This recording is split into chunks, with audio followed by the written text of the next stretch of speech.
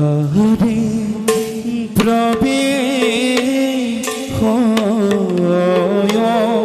সভার মাঝে দেবী সরস্বতী আরে লয় রাখে চলে দেবী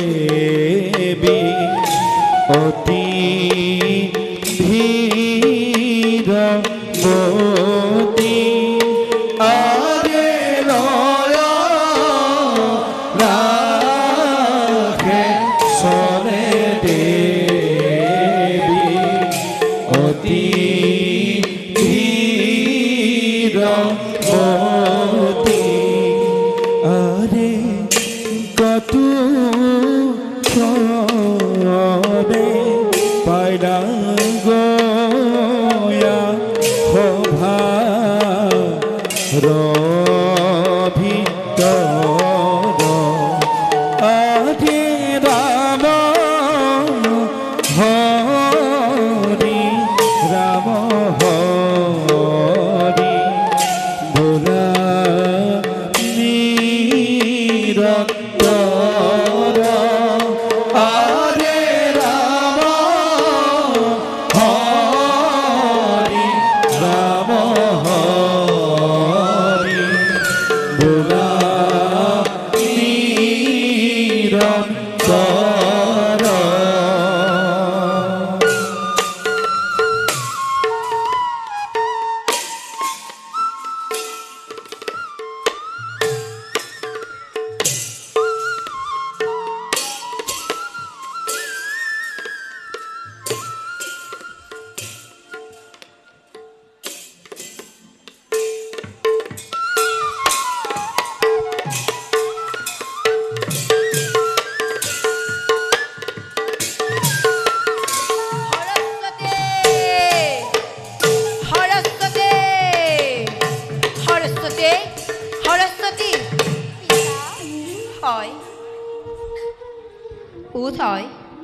পিতা হয় পৃথিবীত মহাপ্রলয় হবলৈ আর বেশি দিন নাই পিতা আর বেশি দিন নাই মোর পুত্র নারদর কুচক্রান্তত পৰি লক্ষে এক ভীষণ দৈত্যৰ সৃষ্টি কৰিছে আৰু সেই দৈত্যই গোটেই পৃথিৱী তলপৰি কৰি ফুৰিছে আৰু সেই দৈত্যলৈ লক্ষ্মীয়ে তোক বিবাহ কৰিম বুলি প্ৰতিজ্ঞা কৰিছে আৰু সেই দৈত্য এইফালে আহিব ধৰিছে আই সেই ঘূৰামুখীয়া দৈত্যক দেখিলে মোৰ যেন পেটতে হাত ভৰি লুকায় হয় মোৰ ওপৰত লক্ষ্মী কিয় হিংসাৰ ভাৱ উদয় হ'ল মইতো লক্ষ্মীক কোনো দুখ কৰা নাই লক্ষ্মীৰ এনে একো কাৰ্য ভগৱান বিষ্ণুৱে কিদৰে কৰিলে সমৰ্থন প্ৰভু বিষ্ণুৱে এই বিষয়ে একো গমকে নাপায় আমি তিনিওৱে মহাপ্ৰলয়ৰ বিষয়ে গুপ্ত আলোচনা কৰি আছিলোঁ লক্ষ্মীৰ ওচৰলৈ বিষ্ণুৱে আলোচনা কৰিবলৈ গৈছে লক্ষ্মী মোৰ প্ৰতি যি ঘৃণনীয় কাৰ্যত লিপ্ত হ'ল মই কিন্তু সহ্য কৰি নাথাকিম মই যদি তোমাৰ কন্যা সৰস্বতী হওঁ চাবা পিতা লক্ষ্মীয়ে যি পাদব্ৰহ্মহেল মোৰ বুকুলৈ নিক্ষেপ কৰিছে সেই পাদব্ৰহ্মহেল পুনৰ মই লক্ষ্মীৰ বুকুলৈ ঘূৰাই পঠাম সেইবোৰ কৰিবলৈ সময় নাই দৈত্যই তোক বিবাহ কৰাৰ লগতে মোৰ গোটেই জ্ঞান ভাণ্ডাৰ হৰণ কৰি নিব বলাই তই আৰ এক ঘণ্টেগো নাথাকিবি আৰ বলাই বল আপুনি মোৰ বাবে অকণো চিন্তা নকৰিব দৈত্যই মোক হৰণ কৰি নিব নোৱাৰে তাৰ ব্যৱস্থা মই নিজেই কৰিম তোৰ বাবে মোৰ বৰ চিন্তা হৈছে আই নাই পিতা মই আহিলোঁ আই মই আহিলোঁ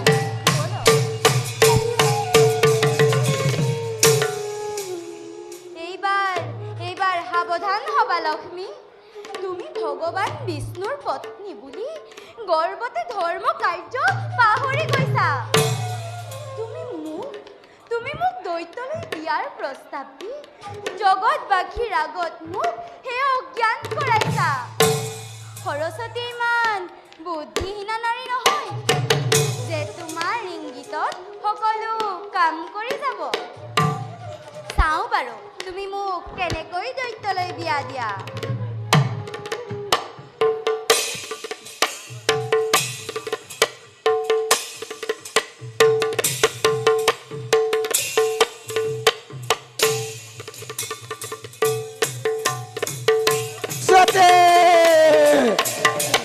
সরস্বতী সরস্বতী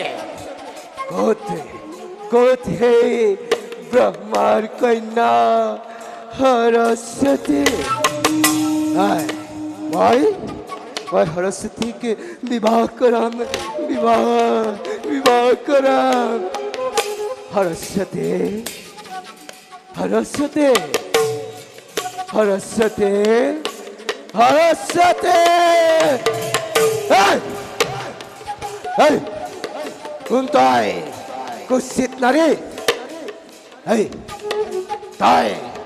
তই যখিনি না ভূতনি এই হয় দৈত্যৰ আগত মায়া নচলিব দৈত্যপতি মই ভুতুনি যখিনি একোকে নহয় মই লক্ষ্মী আই ৰাখি সৰস্বতী তই সৰস্বতী মাত্ৰ তো মোক কৈছিল সৰস্বতী সমান ৰূপবতী নাৰী পৃথিবীতেই নয় তেনেস্থলত তই সৰস্বতী মোৰ বিশ্বাস নহয় দৈত্যপতি আপোনাৰ মাতৃয়ে মিছাৰ আশ্ৰয় লৈছে এই ভূমণ্ডলত সৰস্বতী নামৰ অন্য কোনো কন্যা নাই এই কুৰূপা সৰস্বতী গ্ৰহণ কৰিলে মই নিশ্চয় কৃতাৰ্থ হ'ম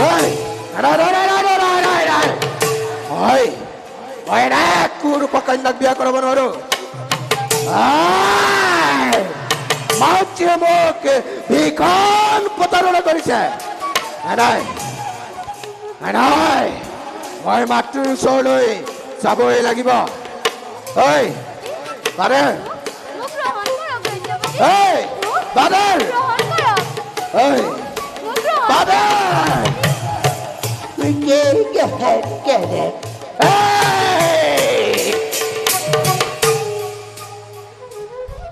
এইবাৰ সাৱধান হবা লক্ষ্মী তুমি যি পাত ব্ৰহ্মহেল মোৰ বুকুলৈ নিক্ষেপ কৰিছিলা সেই পাত মই পুনৰ ঘূৰাই পঠাইছো চাওঁ বাৰু তুমি মোক কেনেকৈ ৰক্ষা পোৱা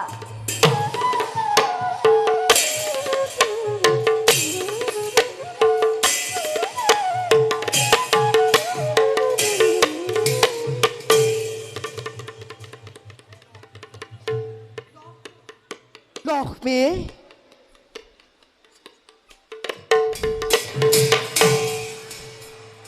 আজি আকৌ লক্ষ্মীৰ কিহৰ প্ৰয়োজন হ'ল মইতো বিষ্ণুপ্ৰিয়া লক্ষ্মী নহয় লক্ষ্মী তোমাৰ এনে অবিবেচ্য কাৰ্যই মোক দেৱ সমাজত ঘৃণনীয় কৰি তুলিছে মই জগতকৰ্তা ঈশ্বৰ তুমি জগতৰ মহালক্ষ্মী যদি তুমি মোৰ কাৰ্যত প্ৰতিদ্বন্দ্বিতা কৰিব খুজিলা ইয়াৰ ফল কি হ'ব পাৰে তুমি অকণো ভাবি চোৱা নাই কিয় লক্ষ্মী মই একো বুজি পোৱা নাই মোক সকলো কথা বুজাই কওক শুনা আৰু অলপ দিনৰ পাছত মহাপ্ৰলয়ৰ আৰম্ভ হ'ব সাগৰৰ পানীয়ে সমস্ত পৃথিৱী ডুবাই পেলাব কিন্তু তাৰ আগতেই তুমি ভীষণ দৈত্য স্বজন কৰি মহাপ্ৰলয়ৰ সূচনা কৰি মোৰ লগত প্ৰতিদ্বন্দ্বিতা কৰিব খুজিলা আপোনালোকৰ আলোচনাত যদি ৰুদ্ৰৰ ভাৰ্য পাৰ্বতী আৰু ব্ৰহ্মাৰ কন্যা সৰস্বতী থাকিব পাৰে তেন্তে মই কি কাৰণে অযোগ্য হলো যে আপোনাৰ পত্নী হৈও সেই আলোচনাত ভাগ ল'ব নোৱাৰিলো কোনে ক'লে লক্ষ্মী? কোনেও ক'ব নালাগে মোক, মই নিজেই জানিছোঁ। অ' মই বুজিছোঁ। নাৰদৰ ঘোৰ চক্ৰান্তত পৰি তুমি এনে ঘৃণনীয় কাৰ্যত লিপ্ত হ'লা। নিমাত কিয় লক্ষ্মী? তুমি জানিব লাগিছিল সঁচাক মিছা, মিছাক সঁচা কৰা নাৰদৰ যুগে যুগে চলি আহিছে। জগতবাসীৰ আগত নাৰদ তুতুকে হিচাপে জনাজাত। নাৰদ এজন জ্ঞানী মানী ঋষি, সিমান কেতিয়াও মিছাৰ আশ্ৰয় নলয়। আপুনি মোক প্ৰতিদ্বন্দ্বিতা কৰিছে যে এই পৃথিৱীত ৰুদ্ৰৰ ভাৰ্যা পাৰ্বতী আৰু ব্ৰহ্মাৰ কন্যা সৰস্বতীৰ সমান জ্ঞানী মানী সুন্দৰী নাৰী আৰু অন্য নাই বুলি। তুমি গাম্ভীক, তুমি গৰ্বিত, তুমি আজি বিষ্ণুপুৰ লক্ষ্মী নোহোৱা। তুমি কোনোবা দানৱী। তুমি ইয়াৰ পৰিণাম কি হ'ব পাৰে তুমি কোনো ভাবিছ নাই কিয় লক্ষ্মী? পৰিণামলৈ ভয় কৰি এই লক্ষ্মীয়ে কৰ্তব্যত আগবঢ়া নাই। আপুনি বুজক যে এই লক্ষ্মীক অৱহেলা কৰাৰ পৰিণাম কি বিকট হ'ব পাৰে। ভুল লক্ষ্মী, তুমি ভুল পথেৰে পৰিচালিত হ'ল। ইয়াৰ পৰিণাম অতি ভয়ানক হ'ব। এদিন নহয় এদিন ভীষণ সংকটত পৰি উদ্ধাৰ পাবলৈ হাই কৰি থাকিব লাগিব। আৰু সেইদিনা তোমাক ৰক্ষা কৰোঁতা হিচাপে কোনো নাথাকিব। তোমাৰ লগত মই তৰ্ক নকৰোঁ, তোমাৰ যুক্তি হেৰাই গৈছে। মই এতিয়া আহিলোঁ লক্ষ্মী, কিন্তু যোৱাৰ আগতে এটা কথা কৈ যাওঁ শুনা। ইউ এক কৰ্মৰ ফল। ধৰ্মৰ জয়, অধৰ্মৰ পৰাজয়। অ লক্ষ্মী, ধৰ্মৰ জয়, অধৰ্মৰ পৰাজয়। মই আহিলোঁ লক্ষ্মী।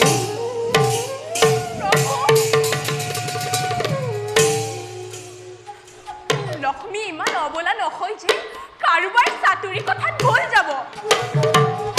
মহাপলয় সৃষ্টি হৈ পৃথিৱী ধ্বংস হ'ব আৰু এখন নতুন পৃথিৱী স্বজন নহয়। তাৰ প্ৰতি লক্ষ্য ৰাখি মই এই ভীষণ দৈত্য স্বজন কৰিছোঁ।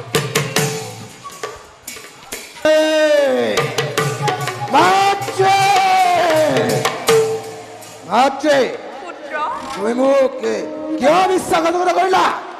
পুত্ৰ, তই কি বিশ্বাসঘাতকতাৰ কথা কৈছ? মই একো বুজা নাই।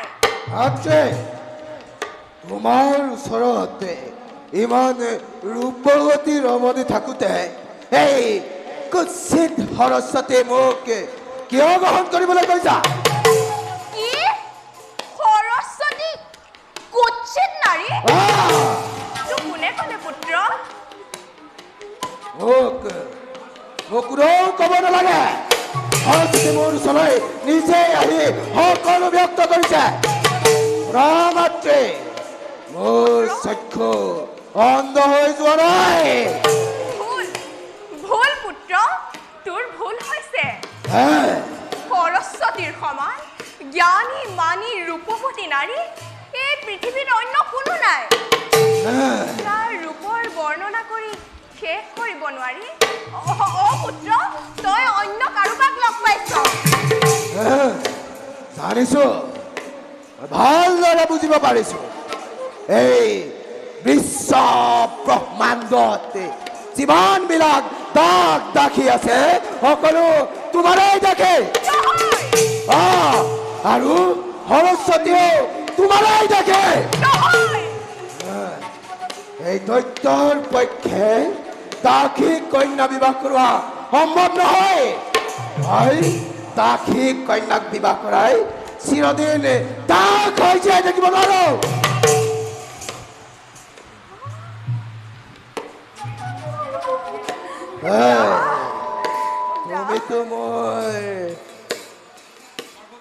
তোমাৰতো মই গৰ্ভজাত সন্তান নহয়। মোৰ কোনো দাস দাসী নাই। সেইবোৰ সকলো মিছা। মিছাত ভুল নাযাবি পুত্ৰ এই ভুল শুদ্ধ সঁচা মিছা নাজানো একোকে মই জানো কৰ্তব্য নিজৰ শুনা মাত্ৰে মোৰ ভীষণ প্ৰতিজ্ঞা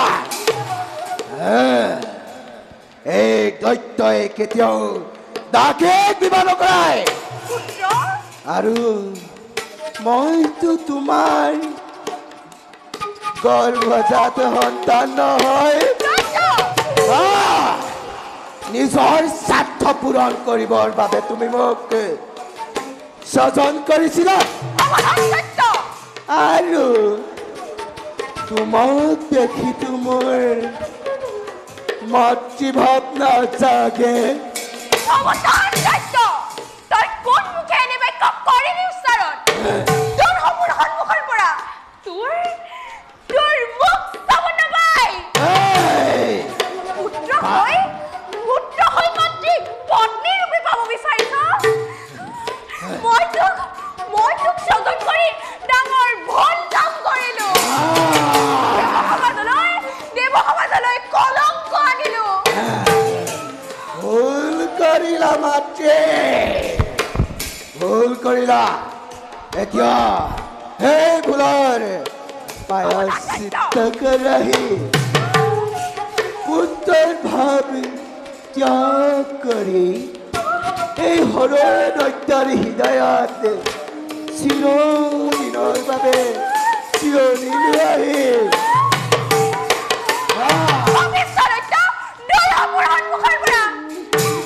পাৰে পাৰে দৈত্যৰ নাম লৈ তুমি মোক অপমান কৰিছা নাই মোৰ আৰু সহ্য নহয় তুমি যদি মোৰ কথাত সন্মতি নিদিয়া তেনেহ'লে বল প্ৰয়োগ কৰি তোমাক হৰণ কৰি লৈ যাম চাওঁ তোমাক কোনে ৰক্ষা কৰে আহা লক্ষ্মী কাষলৈ আহা লক্ষ্মী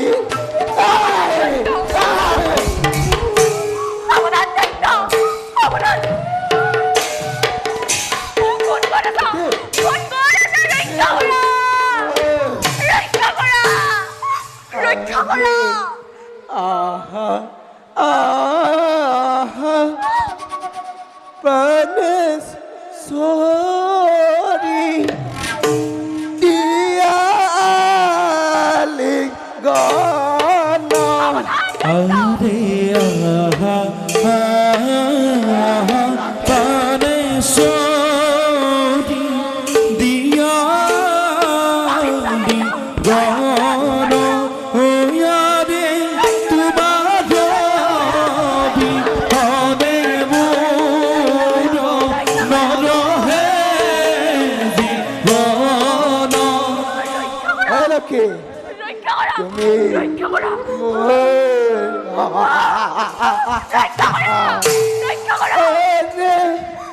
ভুলি আছে চেনি চম্পা মেলি আছে পাহি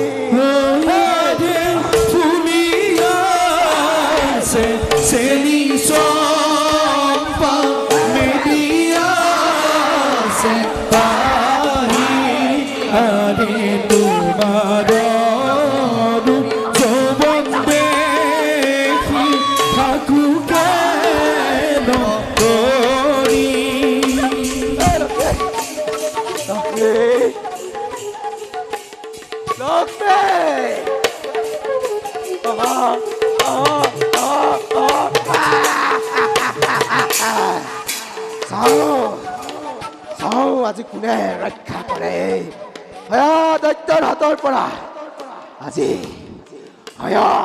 দৈত্যই সৰ্বে সৰ্বা লক্ষ্মী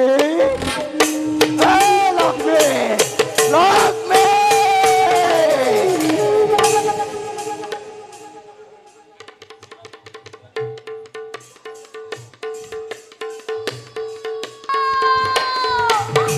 যাত্ৰাৰ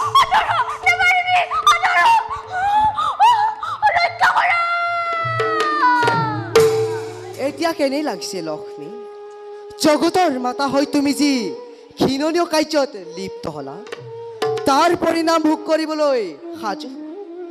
দৈত্য স্বজন কৰি তুমি মোৰ সৃষ্টি ধ্বংস কৰিবলৈ গৈ এতিয়া দৰ্জা নিৰ্বাসনৰ হেতু মহাসাগৰত ডুব গৈ থাকিব লাগিব। ৰক্ষা কৰা! নাহিবি! দৈত্য! পাপিষ্ঠ দৈত্য! ৰক্ষা কৰা! নৰহ! নৰহ! পাপিষ্ঠ দৈত্য! নৰহ! নৰহ! প্ৰভু! প্ৰভু! মোক ৰক্ষা কৰক প্ৰভু! মোক ৰক্ষা কৰক! মোক দৈত্যৰ হাতৰ পৰা ৰক্ষা কৰক! তুমি মোক স্পৰ্শ নকৰিবা লক্ষ্মী, তোমাৰ প্ৰায়শ্চিত্ত হ'ব লাগিব। প্ৰভু! দৈত্যৰ হাতৰ পৰা ৰক্ষা কৰা ক্ষমতা আজি মোৰ নাই। দৈত্যৰ আগত আজি মোৰ সুদৰ্শনো সাধাৰণ অস্ত্ৰত পৰিণত হ'ল। তুমি দৈত্যৰ পত্নী গ্ৰহণ কৰাৰ বাহিৰে অন্য উপায় নাই লক্ষ্মী। প্ৰভু! নাই প্ৰভু! নাই প্ৰভু! সবলা নানি মই দুৰ্বল মুহূৰ্তত এনে নকৰিবলগীয়া কাম কৰি পেলালো। মই উচ্চাৰণ কৰা নাই লক্ষ্মী। দৈত্যই জগত পাখিৰ আগত উচ্চ স্বৰে চিঞৰি কৈ গৈছে, লক্ষ্মী হেনো তাৰ একমাত্ৰ পত্নী। নহয়! মই নহয়! মই নহয়! মই নহয় প্ৰভু! মই নহয়! মই নহয়! মই নহয়! আপোনাৰ পত্নী! মই আপোনাৰ পত্নী!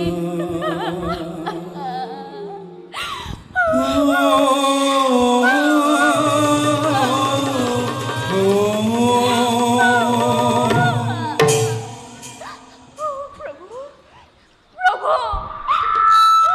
সবলা নাৰী মই দুৰ্বল মুহূৰ্ত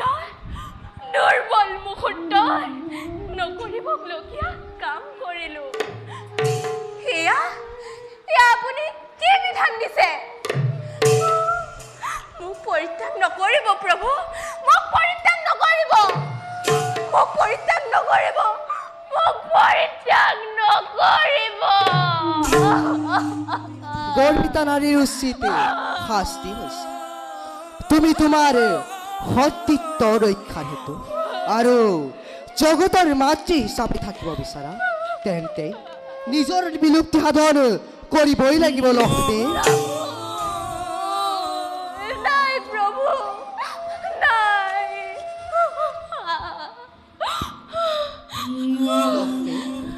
তুমি আৰু পলম নকৰিবা। তোমাক সমস্ত পাপে আগুৰি ধৰিছে। যথা ধৰ্ম তথা জয়। তুমি যাক বুদ্ধিহীনা নাৰী বুলি হেন জ্ঞান কৰিছিলা, সেই সৰস্বতী আজি তোমাৰ এনেই অৱস্থা কৰিলে। 3 কল্প ধৰি তুমি মহাসাগৰত অদৃশ্য হৈ থাকিব লাগিব। সময়ত মই তোমাক উদ্ধাৰ কৰিম। এই জগতবাসী! চাই লোৱা! আজি এই যে লক্ষ্মীয়ে ত্ৰিজগতৰ মাতা হৈ বিষ্ণুৰ সৈতে এই বৈকুণ্ঠপুৰী শুৱনি কৰি আছিল, সেই লক্ষ্মীয়ে আজি ধূমকেতুৰ দৰে মহাসাগৰত পৰি ডুব যাব লগা হ'ব।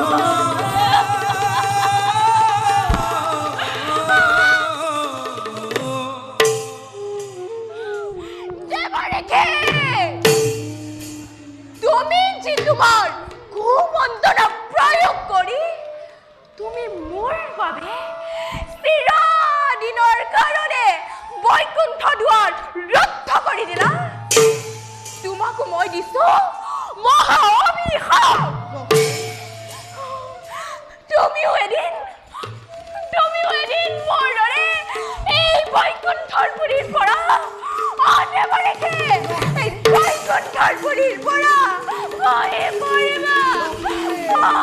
খহি পৰিবা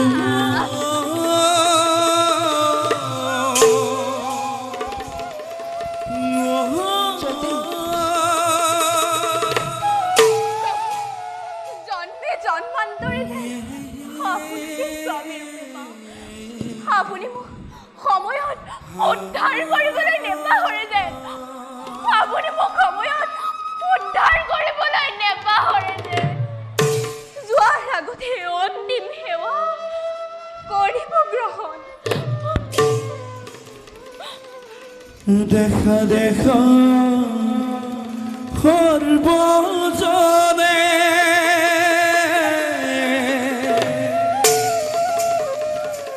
ইটো লীলা নাৰায়ণে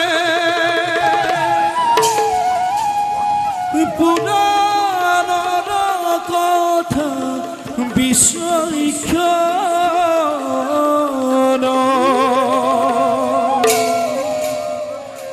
পত্ৰিকতে জিলা হৰি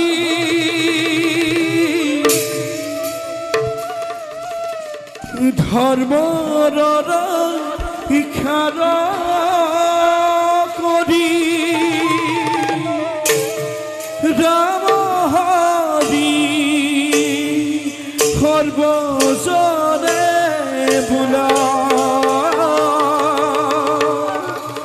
সৰ্বজনে বোলা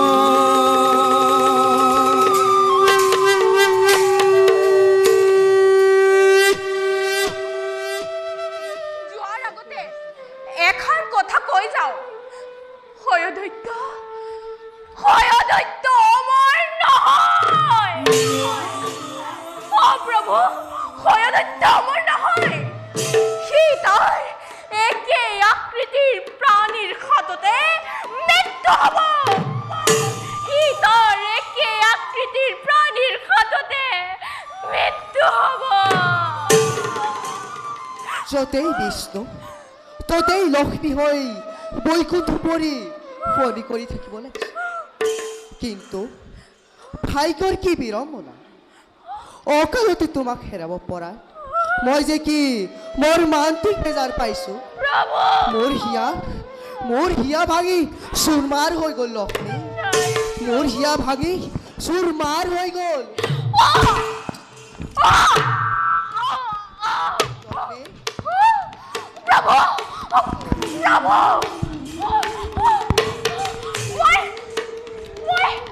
মই অন্ধকাৰ দেখিছো প্ৰভু।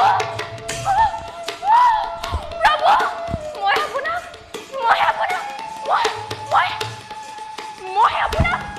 মই আপোনাক নেদেখা হৈছো প্ৰভু। মই জ্ঞান শূন্য হৈ পৰিছো। দেখা দেখা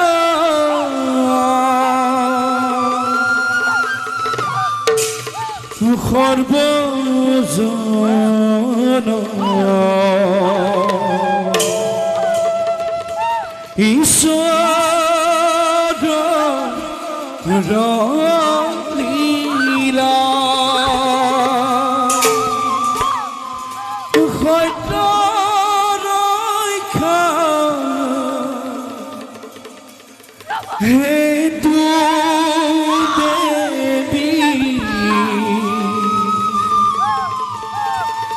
সাগৰতে ডুবিলা।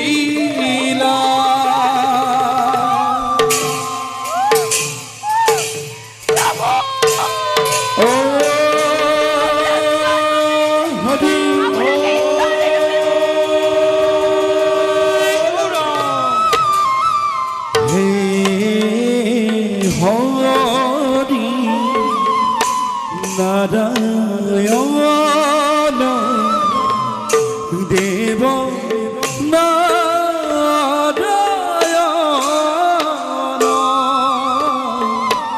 হে হরি নারায়ণ দেব নারায়ণ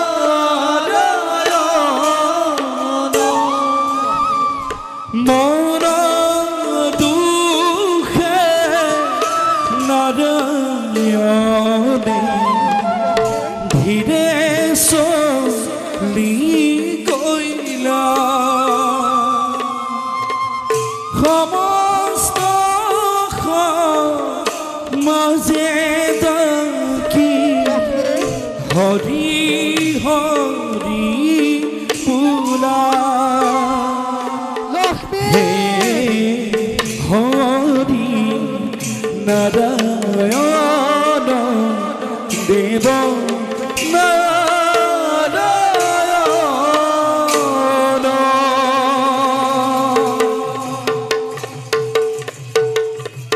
ও হরি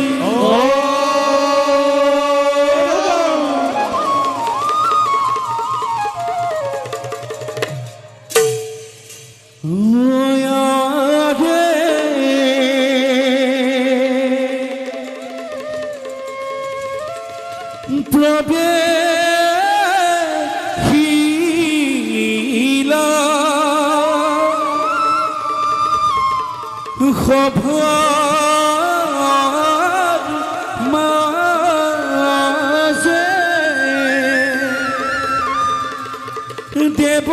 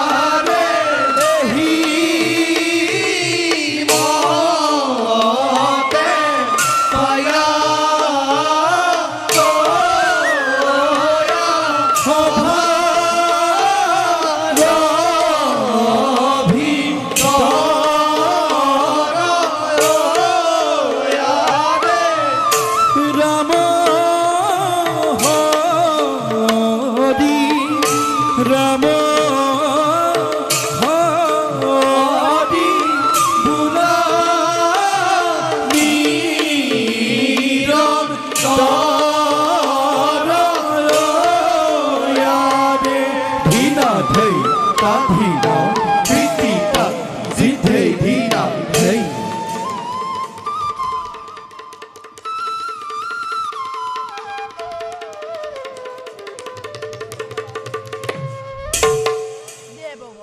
দেৱৰাজ হৰগৰ ৰজা মই অমৰাৱতী সাম্ৰাজ্য আমাৰ সৃষ্টিকৰ্তাই নিজ হাতেৰে কৰিছে চৰি কোৱা হেৰ অমৰ মণ্ডল অমৰাৱতী নহয় জানো দেৱতাৰ আপোন সম্পদ কিন্তু কিন্তু এই মাত্ৰ দেৱৰ্ষি নাৰদে বাৰ্তা দি গ'ল যে আৰু কিছু দিনৰ পাছত মহাভয়ংকৰ মহাপ্ৰলয়ৰ আৰম্ভ হ'ব তেতিয়া জীৱ জন্তু তৰু তৃণ মনুষ্যকে আদি একোৱেই জীয়াই নাথাকিব সকলো ডুব যাব জলৰ মধ্যত তেতিয়া যক্ষ ৰক্ষ দানৱবিলাকে মূৰ দাঙি উঠিব দৈত্য দানৱগণে স্বৰ্গবোৰ আক্ৰমণ কৰিব পাৰে তেতিয়া তাৰ উপায় কি হ'ব দেৱগণ দেৱৰাজ তেতিয়াহ'লে দেৱতাসকলে মনুষ্য পূজা পাতল কৰাৰ পৰা বঞ্চিত হ'ব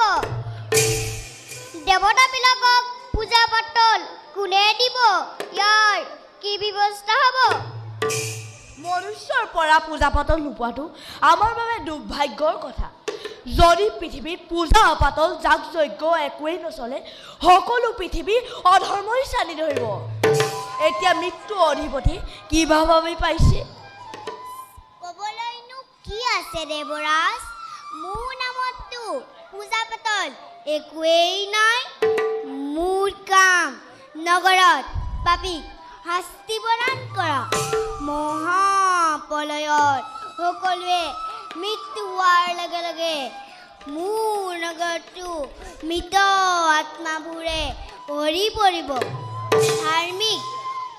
ধাৰ্মিকবিলাক বাছি উলিয়াই শাস্তি প্ৰদান কৰাই মোৰ কাম।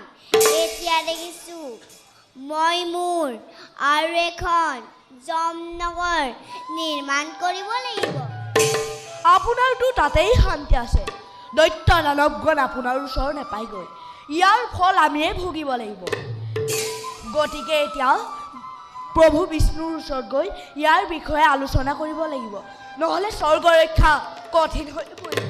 দেৱৰাজ, জগত কৰ্তাৰ বাদে ইয়াৰ উপায় আন কোনো দিব নোৱাৰে। আমি তালৈকে যোৱা উচিত হ'ব। আমি যেনে তেনে স্বৰ্গৰ বচাবই লাগিব, নহ'লে আমাৰ দেৱতাৰ নাম পৃথিৱীৰ পৰা নাইকিয়া হ'ব। তেন্তে আজিলৈ ইমানতে সভা ভংগ কৰা হ'ল।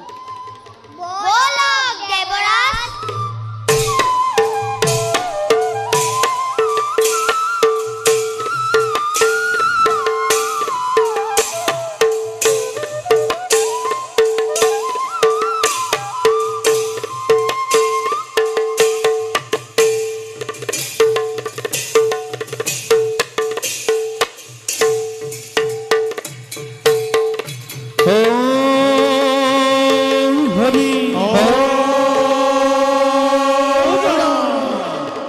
জয় যক্ষ ৰাজনৰ জয়, জয় যক্ষ ৰাজনৰ জয়, জয় মহাবীৰগণৰ জয়, জয় জয়।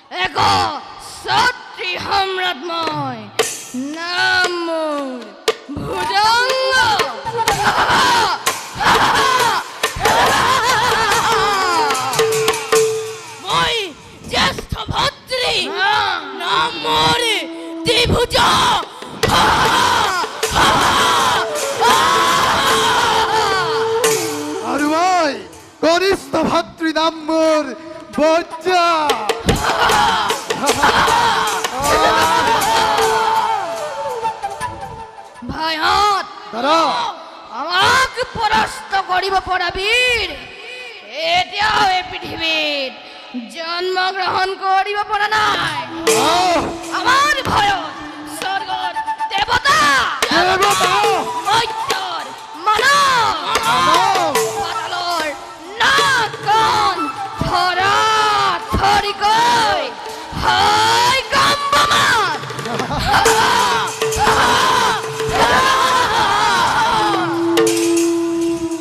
এই পৃথিৱীত হত্যা, হত্যা, হিংসা, হিংসা, লুণ্ঠন আদিৰ এই বিভীষিকাত সৃষ্টি কৰি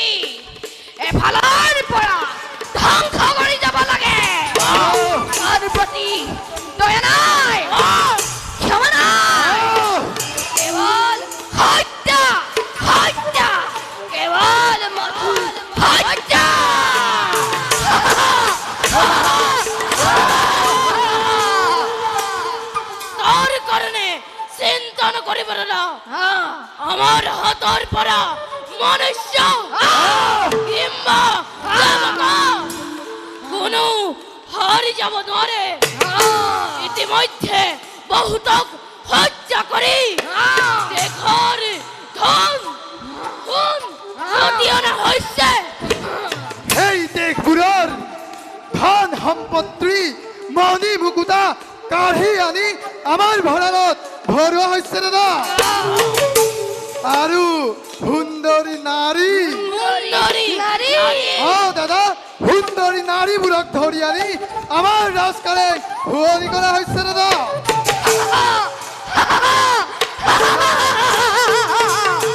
ধন্য ধন্য বীৰ ভাতৃমল তোমালোকৰ বীৰত্বৰ তুলনা নাই এবাৰ সস্বৰে কৰো আনন্দ স্বৰ্গ স্বৰ্গ! মধ্য পাতাল উঠক উঠালি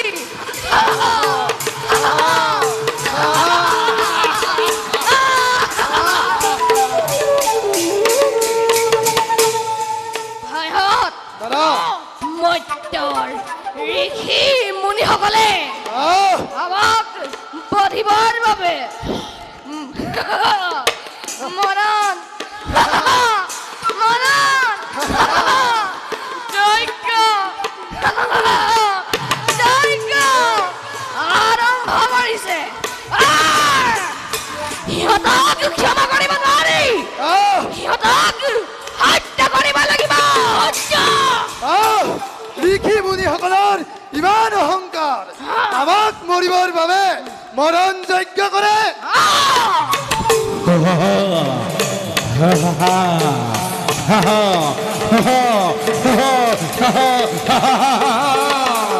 ভাইহঁত কাৰ ৰহস্য কোনো ওচৰত খন্তে খন্তে পৃথিৱী কৰে তলমল কাৰ ইমান স্পৰ্ধা জনে যক্ষাৰ আগত আহ্বান হ'বলৈ দিছে চৰকাৰ ভাই খন্তে খন্তে বিচাৰ কৰা চিন্তা নকৰিবা দাদা শীঘ্ৰে তাক ধৰি আনি মুণ্ড কৰিম চেৰণ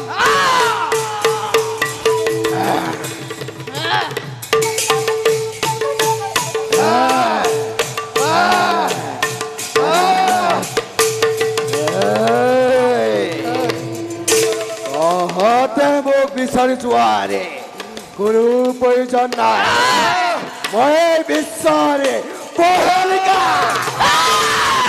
মই বিশ্বৰ ধূমকেতু মই বিশ্বৰ অধিকাৰী হয় দৈত্য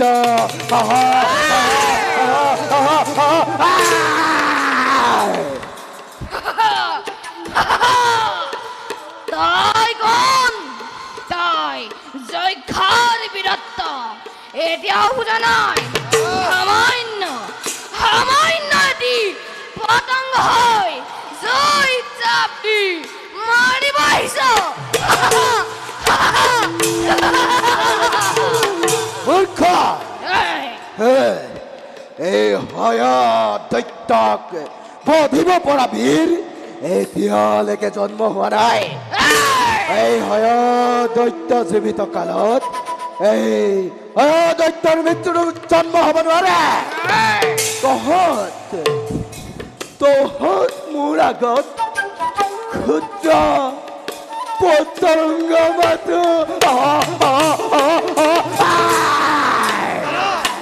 বাৰে বাৰে ই আমাক কৰে অপমান নহয় আৰু সহ্য আমাৰ উচিত শাস্তি প্ৰদান কৰো দাদা মাধু আদেশ কৰক ইয়াক আৰু ক্ষমা কৰা নহ'ব হস্তঘাতে ইয়াৰ বন্ধ ছন্ন বিছন্ন কৰা হওক আক্ৰমণ কৰা ভাইহঁত ইয়াক এই ঠাইতে মৃত্যুদণ্ড বিধান কৰা হওক পূজাক জগতে যক্ষ ৰাজ্যৰ শক্তি কিমান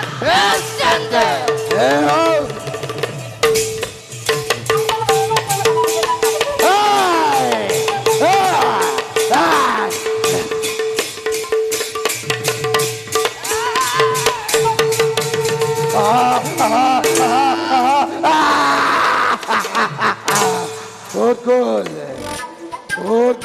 তহঁতৰ বীৰত্ব, তহঁতৰ অস্ত্ৰ হস্তই মোক একো হানি কৰিব নোৱাৰিলে। এই, প্ৰাণলৈ যদি তহঁতৰ মমতা আছে তেনেহ'লে ক্ষমা খোজ মোৰ ওচৰত, নহ'লে তহঁতৰ ৰক্ষা নাই। দৈত্যপতি এই, আপুনিয়ে আটাইতকৈ ডাঙৰ বীৰ বুলি আমি স্বীকাৰ কৰিলো। এতিয়া আমি আপোনাকেই যক্ষ ৰাজ্যৰ অধিপতি পাতিলো। এতিয়া আমি আপোনাৰ আজ্ঞাহীন হৈ কাম কৰি যাম। আমাক ৰক্ষা কৰক।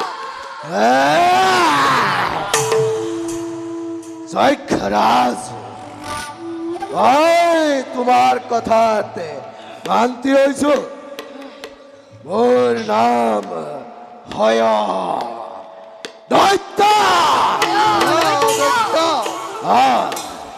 লক্ষ্মীয়ে মোক ভূভাৰে হৰণৰ বাবে স্বজন কৰিছে আৰু মোক বলিব পৰা বীৰ পৃথিৱীত কোনো নাই।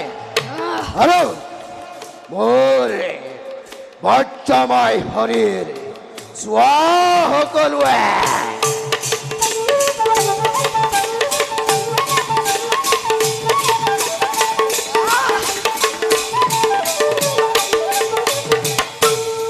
আমি বিশ্বাস কৰিলো দৈত্যপতি, আমাৰ এই মহাস্ত্ৰবিলাক আপোনাৰ মুণ্ডত পৰি থান মান হৈ গ'ল। যক্ষৰাজ, এই চব সময়ৰ পাছত মহাপ্ৰলয়ৰ সূচনা হ'ব। মহাপ্ৰলয়? তাতে পৃথিৱীৰ তৰুণ তৃণ গছ গছনি মনুষ্য কোনো বাজি যাব নোৱাৰে। তোমালোকে ভয় নকৰিবা, আমাক বাধা দিওঁতা কাৰো শক্তি নাই। তেন্তে আমি এই পৃথিৱীৰ একচ্ছত্ৰী সম্ৰাট হৈ জীয়াই থাকিব পাৰিম। আনন্দ কৰা ভাইহঁত, জয় ধ্বনি কৰা এই মহাবীৰৰ। জয় হৰদত্তৰ, জয় হৰদত্তৰ, জয় হৰদত্তৰ। যক্ষৰাজ,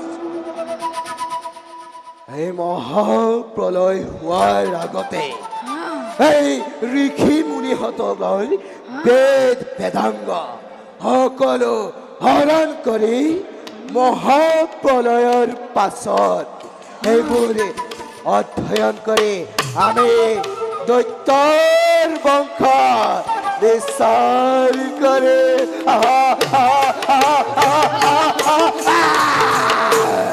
সঁচা কথা দৈত্যপতি, মাত্ৰ জ্ঞানৰ ওপৰতে ঋষি মুনিসকলে পৃথিৱীত মহাজ্ঞান অৰ্জন কৰিছে। সিহঁতক দুৰ্পছন্ন কৰিব লাগিব। শুনিলানে ভাইহঁত? এতিয়া সাজি কাচি ওলোৱা সকলো। আমি সাজু আছো দাদা। আদেশ কৰক মাথো, মহাবলৰ সৃষ্টি কৰি এফালৰ পৰা চাৰখাৰ কৰি দিম। যক্ষৰাজ, মোৰ এতে মনৰ কামনা পূৰ হোৱা নাই। এই মনৰ কামনা প্ৰকাশ কৰক দৈত্যপতি। এগৰাকী সুন্দৰী ৰমণীয়ে মোক পতিৰূপে স্বীকাৰ কৰিবলৈ মান্তি হোৱা নাই। তাই ধৰি আনি মোৰ পত্নী কৰিব লাগিব। দৈত্যপতি, যক্ষপুৰত হাজাৰ হাজাৰ নাৰী আমাক বৈশ্যতা স্বীকাৰ কৰি দাসী হৈ আছে। মাথো আদেশৰ প্ৰয়োজন। আৰু যক্ষৰাজ, ব্ৰহ্ম নামৰ এটা দেৱতাই মহাপ্ৰলয় হোৱাৰ আগত বেদ বেদাংগসমূহ গুহাটোত লুকুৱাই থৈছে। কলংগ কৰি সেইবোৰ হৰণ কৰিব লাগিব। পলম হলে সি সকলো লুকুৱাই পেলাব। তেন্তে বলক যক্ষপতি, ধ্ৰুৱতী নাৰীতকৈ বেদ হস্ত অতি প্ৰয়োজন আমি সকলো বিচাৰি উলিয়াব লাগিব বলে ভাইহঁত মেদিনী গোপাই কৰা জয় ধনী ত্ৰৈলোক্য কম্পমা জয় হৰদত্তৰ জয় জয় হৰদত্তৰ জয় জয় মহাবীৰ গণৰ জয় জয় জয় ধৈ ধৈ তা ধৰি তা কি তা দি দি ধৈ মহাবলী হয় দৈত্য মহাবলী হয় দৈত্য বেগে চলি গইলা বেগে চলি গইলা আদি জয় ধ্বনি কৰি চলে জয় ধ্বনি কৰি চলে দৈত্য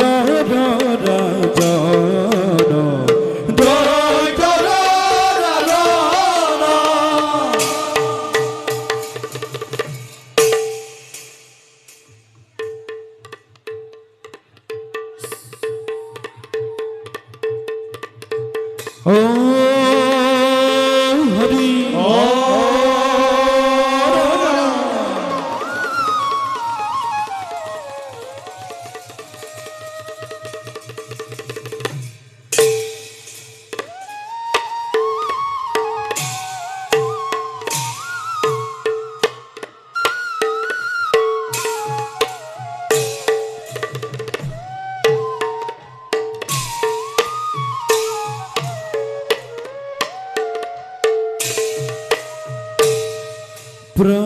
প্রবেশ সভার মাঝে রাজা সৈত্র ব্রত সঙ্গে চলে পাত্র মন্ত্রী দেখি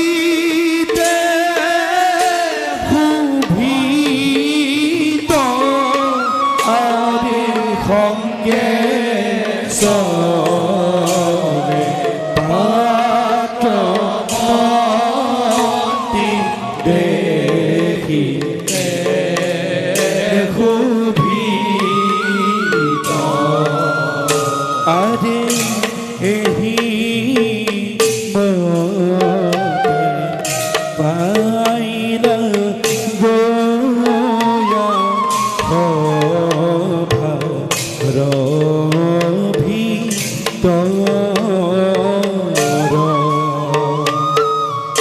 সমস্ত মাঝে ডাকি বুলারাম রাম আরে সমস্ত মাঝে ডাকি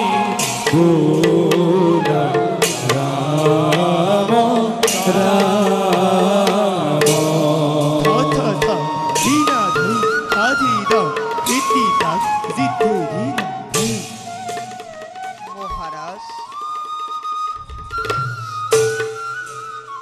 মন্ত্ৰীবৰ মহাৰাজ পৃথিৱীত ধৰ্মৰ প্ৰভাৱ দিনক দিনে লোপ পাব ধৰিছে অধৰ্মৰ আগমন যেন হয় অনুমান পিতা মোৰ প্ৰিয়ৱতৰ কথা অনুধাৱন কৰি পৰিছে মনত সত্য যুগৰ শেষত হ'ব মৎস্য অৱতাৰ মন্ত্ৰীবৰ পৃথিৱীত হ'ব এক মহাপ্ৰলয়ন মহাসাগৰৰ জলধাৰাই ডুবাব এক সমস্ত পৃথিৱী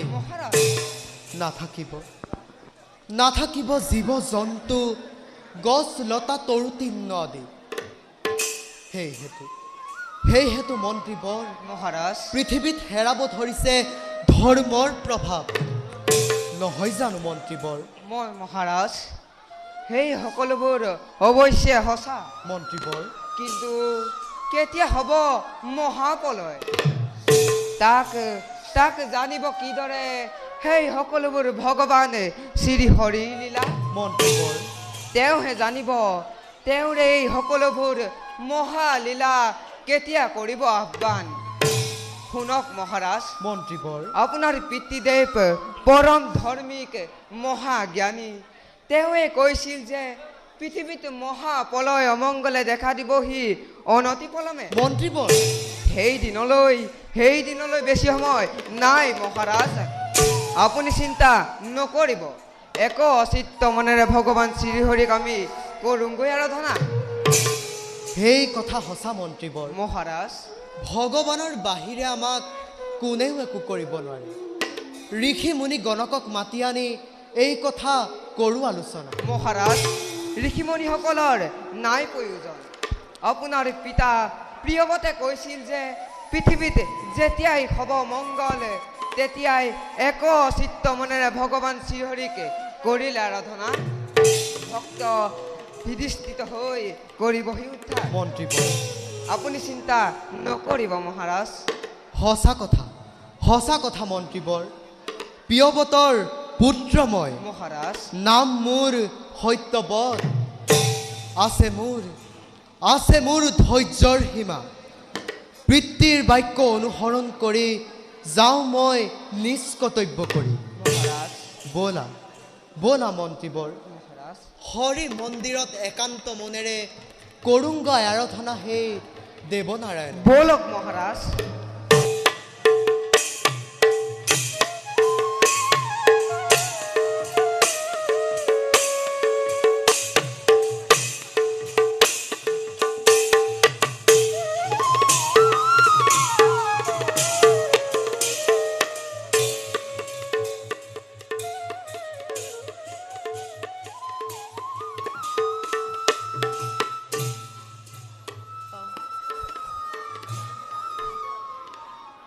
পিতা পিতা পিতা পিতা পিতা মোৰ দুখ মাৰ্জনা কৰক পিতা। মোৰ দুখৰ বাবে আজি এই পৃথিৱী ধ্বংস হ'ব ধৰিছে। মোক ক্ষমা কৰক পিতা। কুলংগৰ পুত্ৰ, পিতা তই আজি মোৰ পুত্ৰ হৈ এনে কুকৰ্মত কেনেকৈ লিপ্ত হলি? পিতা তোৰ গৰ্ভত থকা গভীৰ হস্তমন্ত ইয়ালৈকে ললি? নাই পিতা। তোৰ কপটীয়া কথাৰ বাবে মোৰ সৃষ্টি আজি ধ্বংস হ'ব ধৰিছে। পিতা দেৱ সমাজত এজন মানি পুৰুষ হৈ হৰিনাম লৈ ঘূৰি ফুৰ। পিতা তেনে চৰ্তত তই আজি মহা ভুল কৰিলে। পিতা তই আজি যি ভুল কৰিলে তাৰ কোনো ক্ষমা নাই। নাই পিতা। তোক মই উচিত হস্তে কৰিম প্ৰদান। মোৰ দুখ মই শতবাৰ কৰিছো স্বীকাৰ। ইও এক কৰ্মৰ ফল পিতা। একি কৰ্মৰ ফল? অ পিতা, ইও এক কৰ্মৰ ফল। তই আহিছ মোক শাস্ত্ৰ জ্ঞান শিকাবলৈ? নাই পিতা। মোৰ চাৰি পুত্ৰই মোৰ বাক্য পালি সাংসাৰিক জীৱনত মোৰ মান বহাইছে। পিতা আৰু তোক মই সংহাৰ কৰিবলৈ কোৱাত তই মোৰ কথা সেৱক জ্ঞান কৰি পিতা পৃথিৱীত নিজকে জ্ঞানী পুৰুষ বুলি ভাবিছ। নাই পিতা। তই মোৰ বাক্য লংঘন কৰিলে তোক মই উচিত হস্তে কৰিম প্ৰদান। পিতা তোৰ সকলো হস্ত জ্ঞান পিতা। এই মুহূৰ্ততে পিতা। লুপ্ত হ'ব। পিতা দৈত্যৰ কুলত জন্ম লৈ পিতা বিবাহ পাশত আবদ্ধ হৈ বংশ বৃদ্ধি কৰিব লাগিব। পিতা তিনি যুগ ধৰি মৰ্ত্যত পিতা। বাস কৰিব লাগিব। পিতা নাই। পিতা দাদা পিতা নাই। পিতা দাদা পিতা নাই নাই পিতা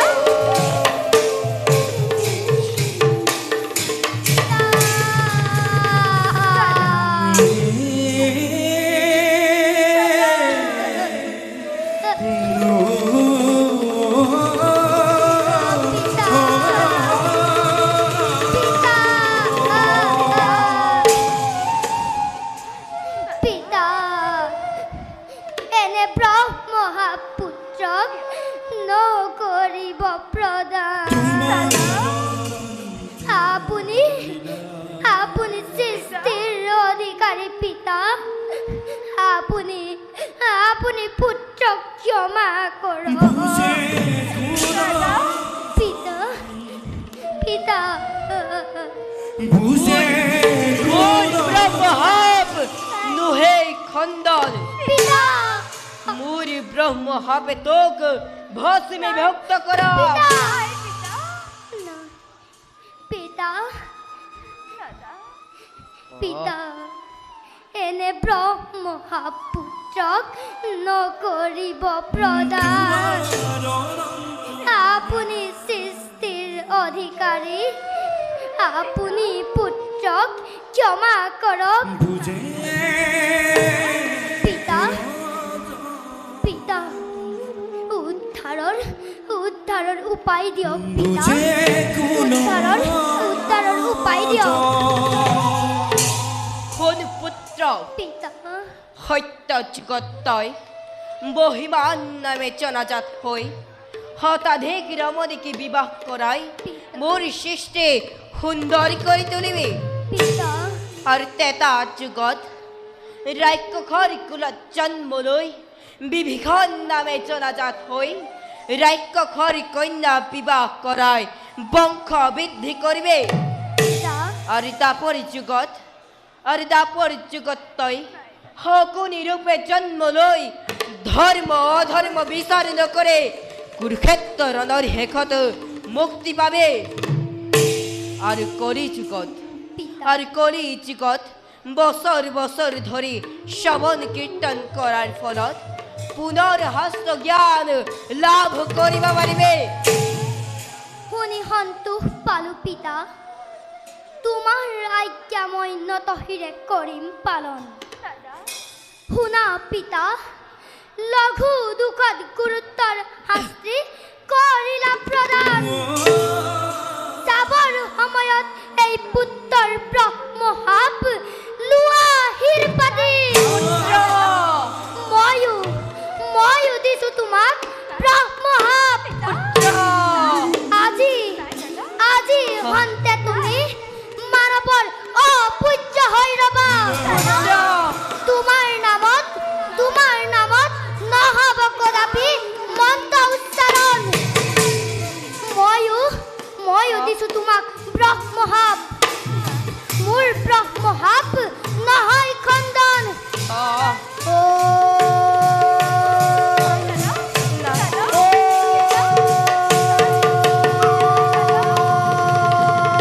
দেখা দেখা সৰ্বজন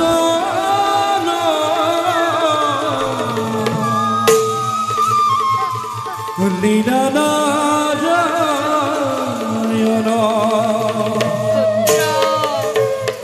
পিতা পুত্ৰৰ অভিশাপ কেনে ৰুণ কেনে ৰুণ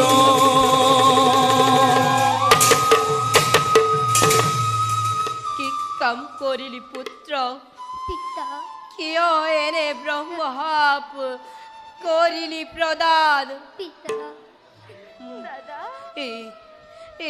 আজি এক কৰ্মৰ ফল ময়ো আজি কৰ্মৰ দুখত পিতা লুপ্ত হলো ধৰাৰ পৰা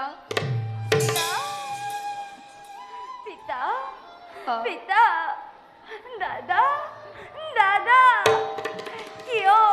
কিয় পিতৃক তুমি ব্ৰহ্মহাপ কৰিলা প্ৰদান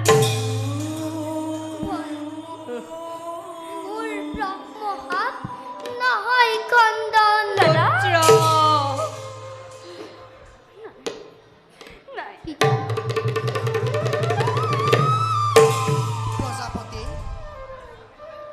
প্ৰজাপতি ভূমিত কিয় পৰি আছে প্ৰজাপতি তোমাৰ পিন বাদ্য সকলো ভূমিত কিয় পৰি আছে প্ৰভু মোৰ দুখ মাৰ্জনা কৰক পিতৃ পিতৃয়ে পুত্ৰক ব্ৰহ্মশাপ কৰিলে প্ৰদান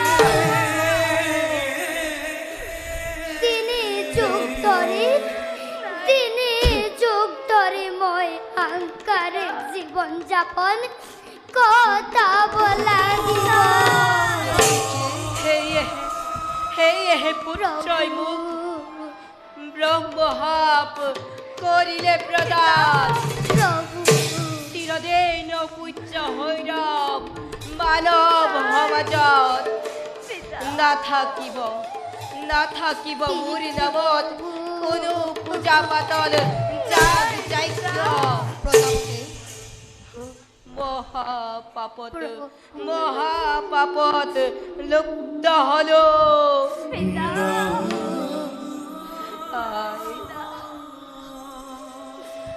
পুত্ৰ এনে ব্ৰহ্মশাপত লিপ্ত হোৱাৰ কাৰণ এইবোৰ সকলো বিধাতাৰ দেৱৰ্ষি ভাৱ মই খণ্ডন কৰিব পাৰিম কিন্তু প্ৰজাপতি আপোনাৰ ব্ৰহ্মশাপ চিৰদিন থাকিব ধৰা উপায় নাই প্ৰজাপতি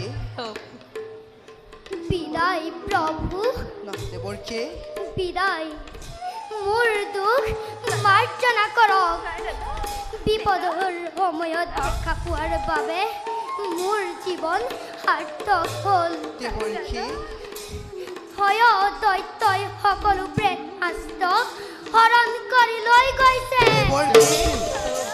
মহাপ্ৰলয়ৰ সময়ত ই পানীত ডুব মাৰি থাকিব দেৱৰ্ষি প্ৰভু তাক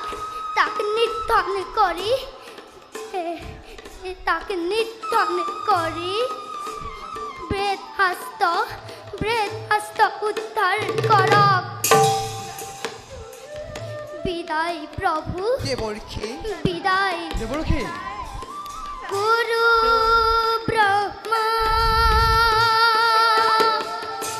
গুৰু বিষ্ণু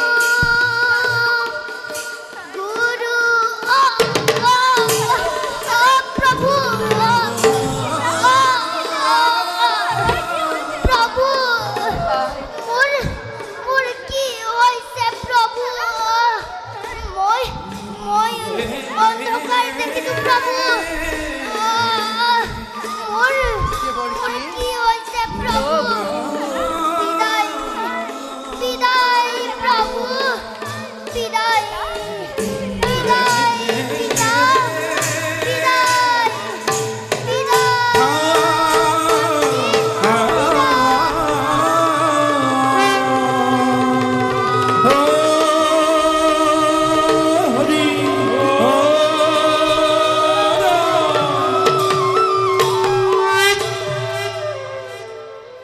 প্ৰজাপতি আমাৰ সকলো চেষ্টা বিফল প্ৰভু অসুৰবোৰে বেদশাস্ত্ৰ হৰণ কৰিলে প্ৰভু মই বৰ মহাপাতকী প্ৰভু মই আপোনাৰ বাক্য ৰক্ষা কৰিব নোৱাৰিলো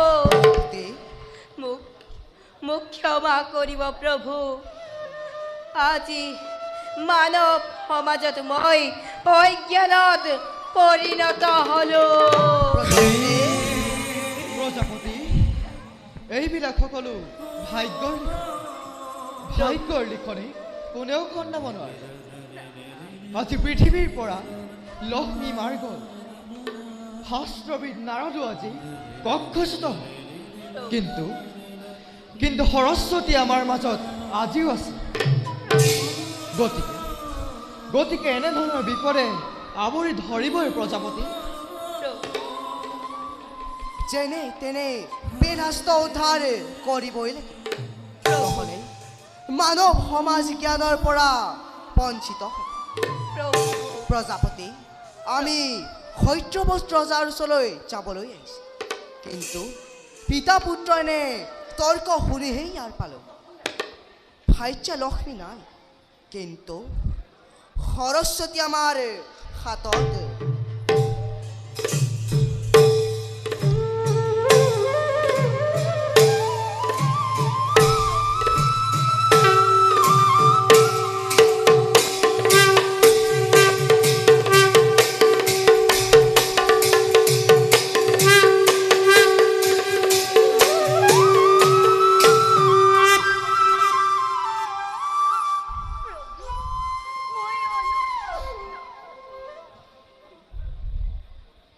কাৰো দুখ নাই সকলো ভাগ্যৰ লিখন। প্ৰভু প্ৰজাপতি আমি এতিয়া আহিলোঁ আপুনি যাওক কিবা উপায় ভাবকগৈ। ভাল প্ৰভু